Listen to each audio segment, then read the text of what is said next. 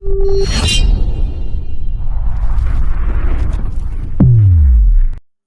YouTube channel MEPV. আসসালামু আলাইকুম ওয়া রাহমাতুল্লাহি ওয়া বারাকাতুহু।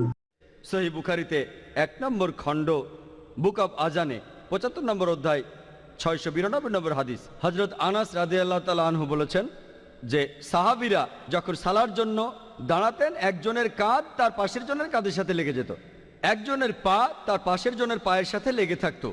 একই ধরনের কথা আছে বুক অব সালাহ, আবু দাউদের অধ্যায় নম্বর 245, হাদিস নম্বর 666।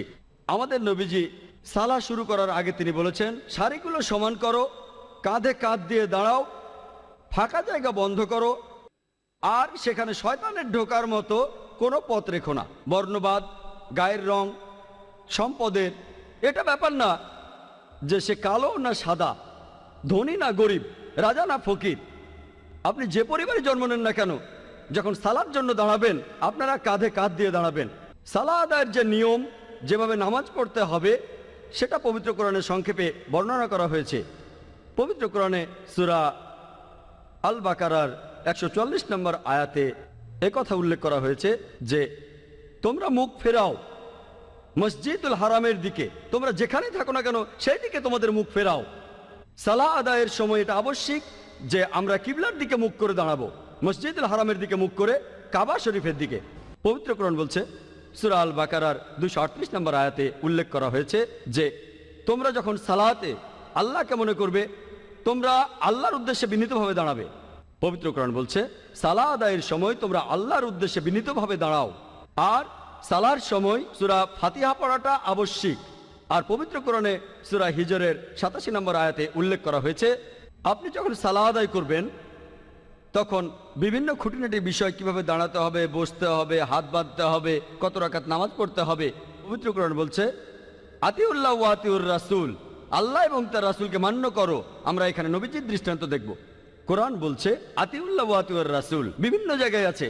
সূরা ইমরানের 32 নম্বর আয়াতে উল্লেখ আছে, সূরা ইমরানের 132 নম্বর আয়াতে উল্লেখ আছে, সূরা নিসার 59 নম্বর আয়াতে উল্লেখ করা হয়েছে, সূরা মাইদার 92 নম্বর আয়াতে উল্লেখ করা হয়েছে, সূরা আনফালের 1 নম্বর আয়াতে উল্লেখ করা আছে, সূরা আনফালের 20 নম্বর আয়াতে উল্লেখ করা হয়েছে, সূরা আনফালের 46 নম্বর আয়াতে উল্লেখ করা হয়েছে, সূরা নূরের 54 নম্বর আয়াতে উল্লেখ করা হয়েছে, সূরা নূরের 56 নম্বর আয়াতে উল্লেখ আছে, সূরা মুহাম্মদের 33 নম্বর আয়াতে উল্লেখ আছে, সূরা মুজাদিলার 13 নম্বর আয়াতে উল্লেখ করা হয়েছে, বিভিন্ন জায়গায় আছে।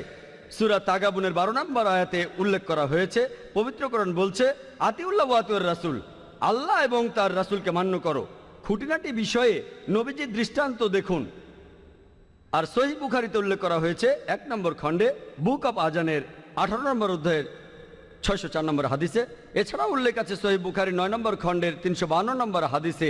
নবীজি বলেছেন ইবাদত করো যেভাবে আমাকে ইবাদত করতে দেখেছো, ইবাদত করো যেভাবে আমাকে ইবাদত করতে দেখেছো। তাহলে খুঁটিনাটি বিষয়ে আপনারা জানতে পারবেন সহিহ হাদিস থেকে। সালাহ হলো ইসলাম ধর্মে ঈমান অথবা বিশ্বাসের পরে সবচেয়ে গুরুত্বপূর্ণ স্তম্ভ।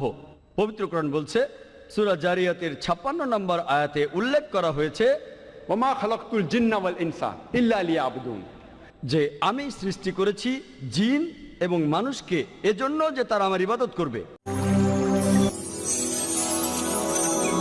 ধন্যবাদ সবাইকে। আসসালামু আলাইকুম ওয়া রাহমাতুল্লাহি ওয়া বারাকাতুহু।